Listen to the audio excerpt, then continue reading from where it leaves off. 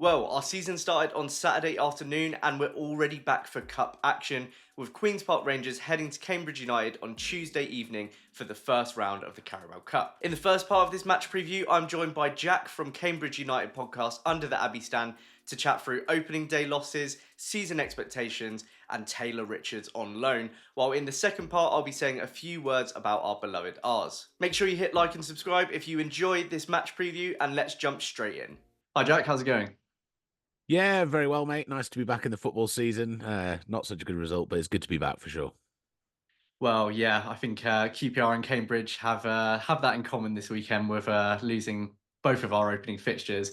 So let's start there. Sorry to start on a negative, but yeah, League One season opener for Cambridge yesterday, 2-0 loss away at Stockport. What did you make of that opening fixture?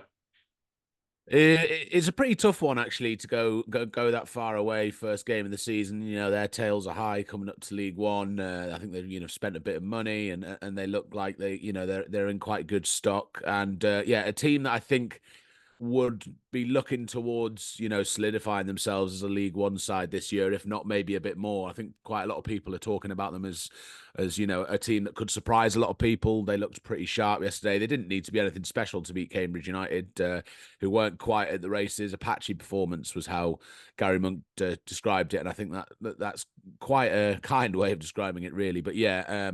Stockport were fine, Cambridge United not so fine, and it's a tough one to start away from home that far away on the first day of the season. It also, I think, quite strange for League One players and Cambridge United players to be starting at 5:30 on a Saturday with this new Sky initiative. I think quite a lot, it's quite a strange one to not be starting at 3 o'clock on a Saturday. So yeah, getting the excuses in early there. Yeah, of course. Well, obviously Cambridge avoided relegation to League Two on the final day of last season with that nil-nil draw at relegated Port Vale. Gary Monk has stayed put for this season. So what are your expectations and kind of the expectations of the fan base for the season ahead? Is it about survival again, or are there higher hopes this time? Well, it would be good to have Gary Monk, in charge for a full season and to have had a pre-season. He came in and picked up the pieces after some pretty bad managerial merry-go-round stuff that happened with us last year. So yeah, him coming in and steadying the ship and ultimately getting the job done meant that he earned to have a full season's go at it. So I think I'd be very surprised to see if even if we were doing quite badly this season, I would be surprised to see if Monk wasn't there at the helm. Really, I don't think we want to become that club that kind of rifles through managers. I think he's a good manager, and also I think the expectation should be survival, and I think anything more is a bonus. I think that's not nothing disparaging towards us, but the league this year is way harder and there's better teams and there's not really an obvious basket case. People are mentioning Crawley, but you just never know, at this level and teams like Shrewsbury and Northampton as well. But we are the team that are in most people's conversation about being relegated. So I think if we survive this year in a harder league, then that's got to be seen as a good result. Yeah, absolutely. And talk me through Cambridge's summer transfer window so far. 18 players out, 9 in. There's another Gary Monk Birmingham throwback in Gary Gardner. I must also mention QPR's Taylor Richards on loan. He got, I think, half an hour yesterday. So how did he look yesterday, and what have you thought of the sort of window so far?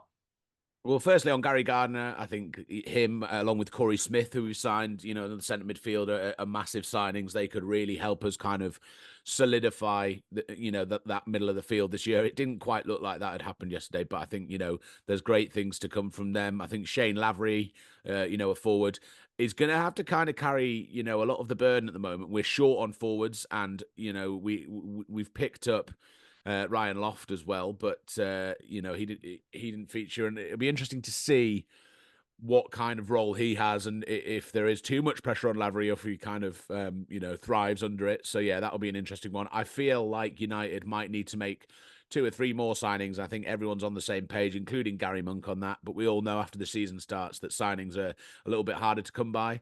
And yeah, you can be feeding on scraps. So it'll be interesting to see what happens there. And yeah, it'll be interesting to see kind of how all of these signings feature. So yeah, we've got Taylor Richards who's coming obviously from yourselves on loan. There was some kind of cautious optimism about him coming in, and it would be great to hear from you guys what you think he could probably bring. But as far as we stand, it's so too early to tell. But there's a player in there, and yeah, another lone player in Vicente Reyes, goalkeeper on loan from Norwich, played yesterday and had a bit of a baptism of fire, let's say. So yeah, there's a few players in there who'll be trying to stake their claim to a regular starting position, and maybe Tuesday could be kind of a good opportunity for those on the fringe to come in as well. Yeah, yeah, absolutely. I mean, it's interesting you say about sort of QPR fans' perspective on Taylor Richards. We've really not seen a whole deal of him, to be honest. Mm. Obviously, he's been absent with some personal issues. So, this season, hopefully, he can get a lot of game time under his belt, get himself back on track, and really, reassuring for us, I suppose, that he got some minutes in the opening game from the get go. So yeah, that is positive. Now, Rangers have a habit of not taking any of the cups too seriously. Are Cambridge likely to field a strong side on Tuesday? And who are the danger men that QPR fans should be worried about? It's an interesting one. I think United have kind of late actually really had some quite good times in the cup. The first game back after COVID, we beat Birmingham City at St Andrews. That was a good day out. Of course, there wasn't actually a day out because there's no people there. But it was like kind of welcome back to football. We got to the third round of the FA Cup, famously beating Newcastle at St James's Park. I think the cup competitions have their place, and I think people who are football fans of EFL teams know that the trophy, whatever name it's going by now, is the one that no one really cares about, and that's the one where you can really kind of roll out the unknown names and some of the youth, and it's useful from that point of view. But no one gives that much attention. But I think as far as the League Cup and the FA Cup are concerned, United won't ever kind of lay down and choose not to participate. But we know that this is a tough draw for us, and I think given how kind of like not threadbare, but we've not got a big squad. So I think it'll be quite a lot of the players we saw from the weekend featuring. And I think, I don't think after a 2-0 loss, they'll want to mix it up too much and try anything else out. So I think there'll be a lot of players. Look out for Dan Barton, who came on late for United against Stockport, youngster, getting a senior appearance and looked, one of the better players, which is bonkers to say because there's only 5 minutes left, but some really good touches in there and looks like a player. If Liam Bennett plays, he's another youth prospect who's come through and solidified himself as a really good player, kind of wing back, or a right back as well, depending how he's set up. So he could be one to look out for. And yeah, I think Lavery will feature in some capacity because he'll have to. And of course, QPR fans will probably have heard of Elias Kachunga as well. Was at Huddersfield. He's got some good football pedigree, and he's one of the players I think who'll help contribute to goals this season as well. So keep an eye out for him if he features. Great, sounds good. Now, both QPR and Cambridge went out in the first round of the Cup this time last year to Norwich City and Sutton United, respectively. So at least one of us is going to do better off this time. So to round us off, let's get your score prediction for Tuesday night, please. It's so hard at this point in the season, isn't it? Like we had a good preseason and then got pumped 6-0 by Colchester the last game before the season started, and now we've lost 2-0 to Stockport. I think there was a bit of cautious optimism flying around. I think we did our preview podcast and were kind of slated for being a bit too negative. And then maybe some people have not necessarily because of the podcast, but because of the performance, have seen that maybe we are a bit short.